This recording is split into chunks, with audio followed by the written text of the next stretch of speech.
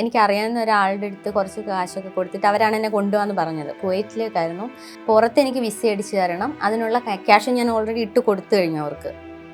ആരുടെയും വീട്ടിലോ അറബികളുടെ വീട്ടിലോ ഒന്നും നിൽക്കില്ല എന്ന് ഓൾറെഡി പറഞ്ഞിട്ടുണ്ടായിരുന്നു. പക്ഷേ അവിടെ ചെന്നപ്പോഴത്തേക്കും അവർ കൊണ്ടുപോയിട്ട് ഒരു അറബിയുടെ വീട്ടിൽ വിട്ടു.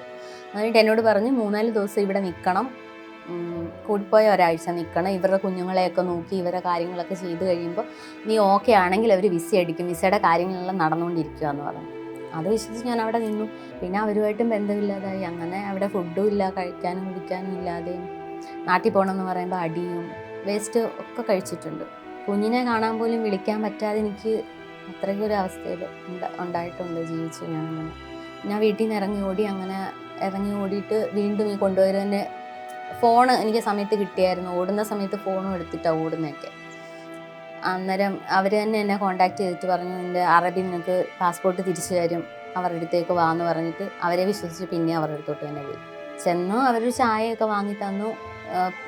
ഇനി അറബി പാസ്പോർട്ട് തരും, അത് വാങ്ങാമെന്ന് പറഞ്ഞ് പുറത്തിറങ്ങുമ്പോൾ ചുറ്റും പോലീസുകാരുണ്ട്, കുവൈറ്റ് പോലീസ്. അവർ ജയിലിലാക്കി.